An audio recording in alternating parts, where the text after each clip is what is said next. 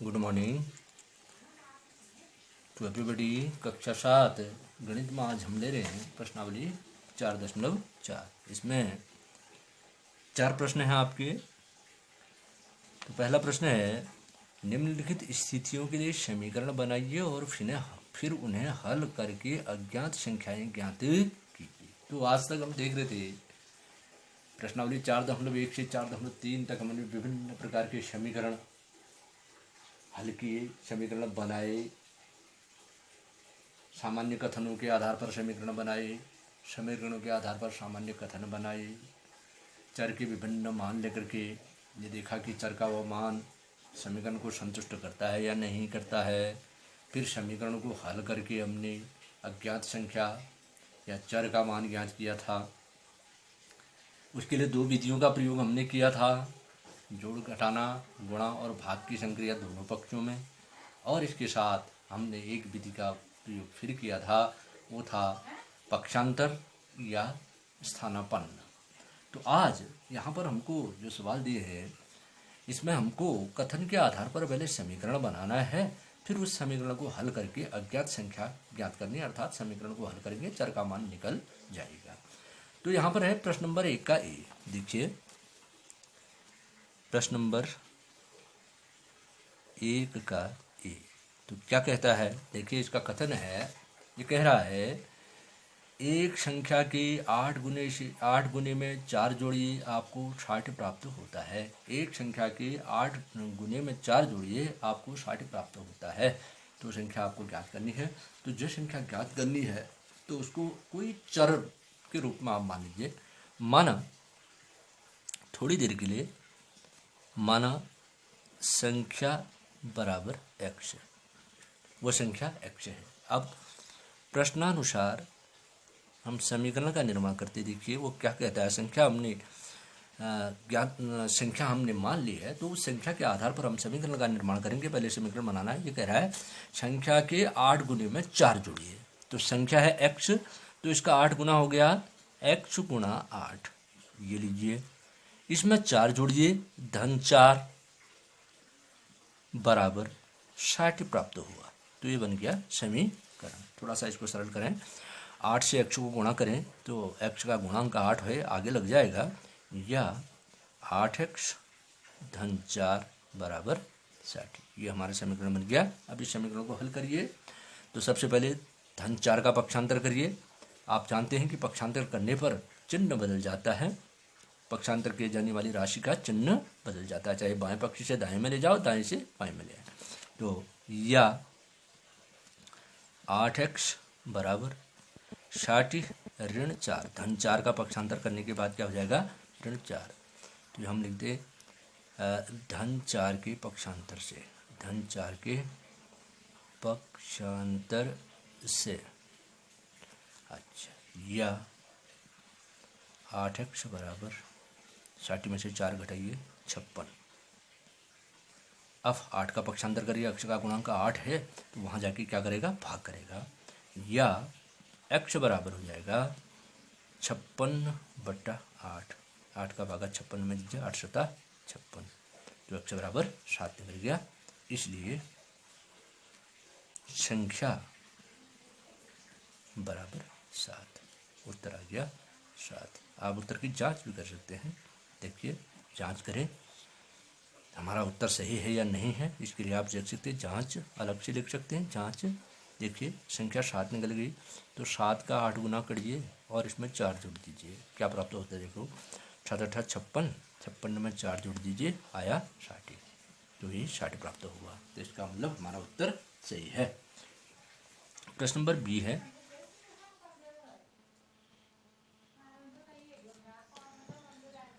अगला है एक संख्या का 1/5 घटा 4 संख्या 3 देता है। एक संख्या का 1/5 उसमें से घटा 4 संख्या 3 देता है, तो संख्या बताइए। माना संख्या बराबर, जो बताना है उसको मान कर एक समीकरण बनाइए। माना संख्या बराबर x, कोई भी चर मान सकते हैं, x माने, y माने, z माने, a माने, b माने, c माने, कोई चर मान लें। अज्ञात संख्या है x। अब देखिए प्रश्नानुसार समीकरण बनाते हैं। पहले हमने समीकरण का निर्माण करना है, फिर समीकरण को हल करके अज्ञात संख्या ज्ञात करनी है। तो इसने कहा संख्या का 1/5 x गुणा 1/5, संख्या का 1/5 में से घटा 4 ऋण 4 बराबर 3 देता है, कह रहा है संख्या के 1/5, संख्या का 1/5 घटा 4 बराबर 3। ये हमारा समीकरण बन गया। देखिए संख्या को 1/5 से गुणा करेंगे, हो जाएगा हमारा x/5 ऋण 4 बराबर 3। अब देखिए ऋण 4 का पक्षांतर करेंगे तो ऋण 4 पक्षांतरित करने पर धन में बदल जाएगा दाएं पक्ष में जाने के बाद, या x/5 बराबर 3 धन 4, 3 धन 4। ये हो गया हमारा ऋण 4 के पक्षांतर से, ऋण 4 के पक्षांतर से, या x/5 बराबर 4 में 3 में 4 जुड़ दीजिए, 4 3 7। अब 5 का पक्षांतर करेंगे। 5 बाएं पक्ष में x के बट्टे में है, नीचे है, परिमेय संख्या के रूप में है, तो ये 5 जो है x का भाजक है। नीचे वाली संख्या बट्टे के चिन्ह के नीचे की संख्या जो होती है वो भाग देती है ऊपर की संख्या में। तो इस भाजक का हम पक्षांतर करेंगे। 5 भाजक है तो वहां जाके गुणा करेगा, या x बराबर हो जाएगा 7 गुणा 5, लिख देंगे यहाँ x के भाजक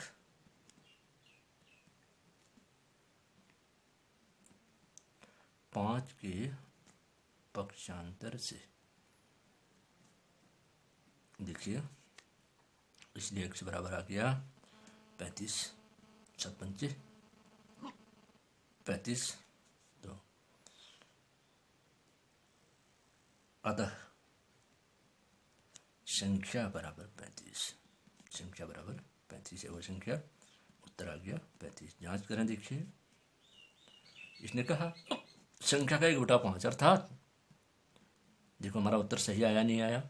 संख्या हमारी 35 निकली, इसका 1/5 करें, देखो 5 7 35, 7 एकम 7, इसमें से 4 घटाएं तो आता है 3, तो 7 एकम 7 ऋण 4 बराबर 3, 3 बराबर 3, इसका मतलब हमारा उत्तर सही है। प्रश्न नंबर सी है, देखिए प्रश्न नंबर सी कह रहा है यदि मैं किसी संख्या का 3/4 लेकर इसमें 3 जोड़ दूं तो मुझे 21 प्राप्त होता है। संख्या का 3/4 लेकर इसमें 3 जोड़ दूं तो मुझे 21 प्राप्त होता है। तो वो संख्या बताइए। माना, फिर से देखिए जो बताना है उसको किसी चर के रूप में मान लीजिए।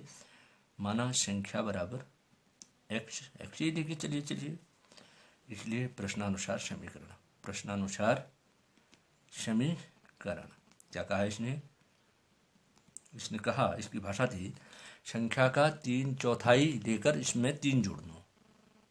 तो देखिए संख्या हो गई x, x का 3/4 हुआ 3/4 गुणा 3/4, 3/4 हो गया, इसमें 3 जोड़ दो, 3/4 में 3 जोड़ दो तो मुझे 21 प्राप्त होता है, बराबर 21। तो देखिए 3/4 से x को गुणा करिए, इसको आप गुणांक के रूप में लगा दीजिए, 3/4x भी कह सकते हैं या 3x/4 भी कह सकते हैं, धन 3 बराबर 21। अब देखिए धन 3 का पक्षांतर करिए तो धन 3 पक्षांतरित होने पर क्या हो जाएगा, ऋण 3, दाएं पक्ष में जाके ऋण 3 बन जाएगा, या 3/4x बराबर 21 ऋण 3, क्या हो गया धन 3 के पक्षांतर से, धन 3 के पक्षांतर से, तो हो गया या 3/4x बराबर 21 में से 3 घटाइए 18। अब देखिए 3/4 का पक्षांतर कर देते हैं, x के गुणांक 3/4 का, तो 3/4 18 में क्या करेगा, भाग देगा, पक्षांतर करने पर चिन्ह बदलेगा, तो हो जाएगा या x बराबर 18 भागा 3/4। तो मैंने जैसा कि आपको बताया था भिन्न का भाग आपने सीखा है, तो भिन्न भाजक अगर भिन्न अगर भाजक भिन्न है तो उस भाजक भिन्न के व्युत्क्रम से भाज्य को गुणा कर देते हैं। 18 यहाँ पर भाज्य है और भाजक है 3/4। तो आपको मालूम है, आपने अंकगणित में पढ़ा है, तो हो जाएगा या x बराबर, देखिए 18 गुणा 3/4 का व्युत्क्रम 4/3, 3 से 18 कटता है, 3 छक 18, 6 गुणा 4, 6 चौको 24, x बराबर 24, इसलिए संख्या बराबर 24। तो वो संख्या क्या होती रही? 24। देखते हैं, जांच करते हैं हमारा उत्तर सही आया नहीं आया। उत्तर भी लिख दीजिए, उत्तर 24। देखिए जांच करते हैं। जांच, इसने कहा संख्या का 3/4 लेकर उसमें 3 जोड़िए, तो संख्या हो गई हमारे 24। 24 का 3/4 हो गया 3/4। देखिए निकालिए, 4 छक 24, 6 18 आया। 18 में 3 जोड़ दीजिए, क्या प्राप्त होगा? 21। तो हमारा उत्तर सही है। क्वेश्चन नंबर डी है, देखिएगा। क्वेश्चन नंबर डी कह रहा है, जब मैंने किसी संख्या के दुगने में से 11 को घटाया तो परिणाम 15 प्राप्त हुआ। जब मैंने किसी संख्या के दुगने से 15 घटाया, देखिए, तो मुझे 15 प्राप्त हुआ। तो वो संख्या बताइए। माना संख्या बराबर x, इसलिए प्रश्नानुसार समीकरण देखिए। प्रश्नानुसार समीकरण, तो क्या समीकरण बनेगा? जैसी इसकी भाषा उसके अनुसार काम करिए। तो संख्या हमारे पास x हो गई, तो इसने कहा x का दुगुना, मैं 11 घटाया, x गुणा 2 दुगुना हो गया, इसमें से 11 घटाया तो इसको 15 प्राप्त हुआ। x गुणा 2 ऋण 11 बराबर 15, तो x गुणा 2 2x हो गया, ऋण 11 बराबर 15। अब हमारा एक समीकरण बन गया। इसको हल करिए, ऋण 11 का पक्षांतर करिए, फिर गुणांक 2 का पक्षांतर करिए, वो संख्या निकल जाएगी। या 2x बराबर 15 धन 11, ये ऋण 11 का पक्षांतर होगा तो वहाँ जाके धन बन जाएगा।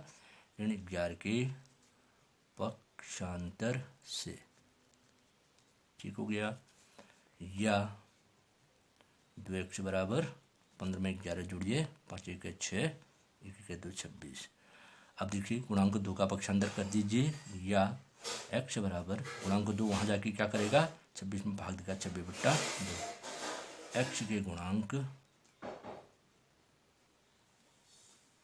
2 के पक्षांतर से, देखिए, या x बराबर आ गया 2 का भागा 26 में, 2 कम 2, 2 3 6 13, इसलिए उत्तर संख्या बराबर 13। देखिए उत्तर की जांच करिए, क्या कहा इसने। देखिए जांच, हमारा उत्तर सही आया या नहीं आया।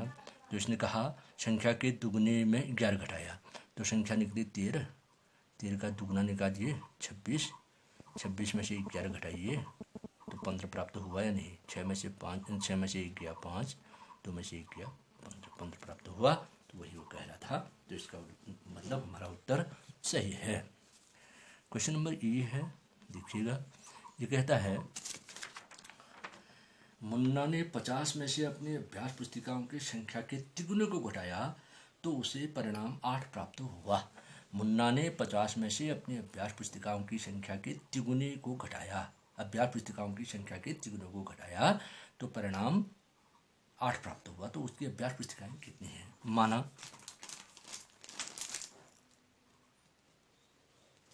अभ्यास पुस्तिकाएं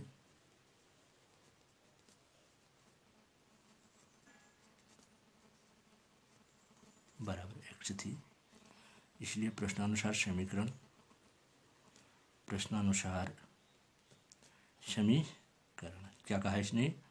50 में से 50 हो गया, ऋण अभ्यास पुस्तिकाओं का तिगुना, तिगुना माने हुआ 3x, x का तिगुना 3x को घटाया। 50 में से अपने अभ्यास पुस्तिकाओं की संख्या के तिगुने को घटाया तो परिणाम 8 प्राप्त हुआ, बराबर 8। अब देखिए धन 50 का पक्षांतर कर दीजिए, वहाँ जाके ऋण 50 हो जाएगा। या ऋण 3x, यहाँ बचा बाएं पक्ष में 50 हट गया यहाँ से, तो 8 ऋण 50 ये भी हो गया धन 50 के पक्षांतर से, धन 50 के पक्षांतर से। अच्छा, या ऋण 3x बराबर 8 धन 50 ऋण, धन ऋण आपस में घटते हैं तो ऋण बड़ा है, तो 50 में से 8 घटा दीजिए, ऋण 42। अब देखिए दोनों पक्ष हमारे ऋणात्मक आए, बाएं पक्ष में भी ऋण दाएं पक्ष में भी ऋण, दोनों ओर से हटा दीजिए, कोई फर्क नहीं पड़ने वाला, समीकरण संतुलित ही रहेगा। 3x बराबर 42।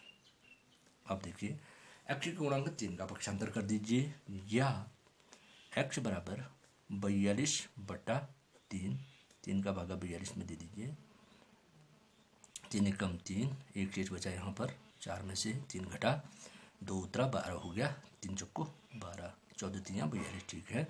यहाँ पर लिखेंगे x के गुणांक 3 के पक्षांतर से, तब भाजक बनाओ, तो अतः अभ्यास पुस्तिकाएं कितनी थी उसके बाद मुन्ना के पास, अभ्यास पुस्तिकाएं बराबर 14 पुस्तिकाएं होती होंगी उसके पास, 14, उत्तर आ गया 14। जांच करें, इसने कहा 50 में से अपने अभ्यास पुस्तिकाओं के तिगुने को घटाया, तो जांच यहीं पर उत्तर की जांच कर लेते हैं। तो अभ्यास पुस्तिकाओं का तिगुना हो गया 14 गुणा 3, 14 3 42, 50 में से 42 को घटाओ, देखिए 10 में से 2 गया 8 परिणाम प्राप्त हुआ, ठीक हुआ, तो हमारा उत्तर सही है। F, क्वेश्चन नंबर F है, देखिए फिर से, इबेन हल एक संख्या सोचती है, वह इसमें 19 जोड़कर योग को 5 से भाग देती है, उसे 8 प्राप्त होता है। इबेन हल एक संख्या सोचती है, वह इसमें 19 जोड़ करके योग को 5 से भाग देती है, उसे 8 प्राप्त होता है। तो इबेन हल ने क्या संख्या सोची? माना इबेन हल द्वारा सोची गई संख्या, इबेन हल द्वारा सोची गई संख्या, समीकरणों के माध्यम से अज्ञात जो होता है उसको मानकर हम एक समीकरण बनाएं और वो ज्ञात हो जाता है, अज्ञात से ज्ञात की ओर। इबेन हल द्वारा सोची गई संख्या थोड़ी देर के बराबर x, कोई चर मान लीजिए, इसलिए प्रश्नानुसार समीकरण देखिए कैसे बनेगा, जैसी उसकी भाषा उसी के अनुसार। अब हमारे पास संख्या x हो गई है, प्रश्नानुसार समीकरण, समीकरण बनाओ भी कह रहा है, बनेगा संख्या के द्वारा, सोची गई संख्या द्वारा। अब भाषा है इसकी, वह इसमें 19 जोड़कर योग को 5 से भाग देती है, इसमें संख्या में 19 जोड़कर, x धन 19, x धन 19, ये योग हो गया, जुड़ेगा नहीं, बटा 5, भाग दिया 5 का, बराबर उसको प्राप्त हो गया 8। तो देखिए सबसे पहले ये भाजक 8 का पक्षांतर, नहीं भाजक 5 का पक्षांतर कर देते, बाएं पक्ष में भाजक है, x धन 19 का भाजक है 5, तो इसका पक्षांतर करूँ, या ये हो गया x धन 19 बट्टे से 5 हट जाएगा, बराबर 8 गुणा 5, भाजक 5 का पक्षांतर हुआ यहाँ पर, भाजक 5 के पक्षांतर से, ठीक हो गया। या x धन 19 बराबर 8 पंचे 40, अब धन 19 का पक्षांतर कर दीजिए, या x बराबर धन 19 वहाँ जाके ऋण 19 बन जाएगा, पक्षांतर पर चिन्ह बदलता है, 40 ऋण 19, धन 19 के पक्षांतर से, धन 19 के पक्षांतर से, ठीक हो गया। या x बराबर 40 में से 19 घटाइए, 10 में से 9 गया 1, यहाँ बच गया 3 क्योंकि एक हासिल ले लिया था हमने, 3 में से 1 गया तो 21, तो इसलिए उत्तर उसकी तरह सोची गई संख्या है 21। जांच करें, यहीं पर जांच हो जाएगी। तो इसने कहा संख्या में उसने 19 जोड़कर 5 का भाग दिया, अर्थात 21 धन 19 करिए 40 इसमें 5 का भाग दे दीजिए, 5 40 8 प्राप्त होगा। तो हमारा उत्तर सही है। क्वेश्चन नंबर जी, प्रश्न नंबर 1 का ही जी है। देखिए, ये कहता है अनवर एक संख्या सोचता है, वह इस संख्या के 5/2 में से 7 निकाल दे तो परिणाम 23 आता है। 23 परिणाम 23 है। तो अनवर क्या संख्या सोचता है? देखिए, माना अनवर द्वारा सोची गई संख्या, मान लीजिए सोची गई संख्या कोई चर मान लीजिए, उस हिसाब से फिर समीकरण बनेगा। इसलिए प्रश्नानुसार समीकरण, प्रश्नानुसार समीकरण, इसने कहा संख्या के 5/2 में से 7 निकाल दे। संख्या के 5/2 में से 7 निकाल दे। तो संख्या x है, x का 5/2 का माने गुणा 5/2 में से 7 निकाल दे, अर्थात 7 घटा दे, 7 कम कर दे। -7 बराबर 23।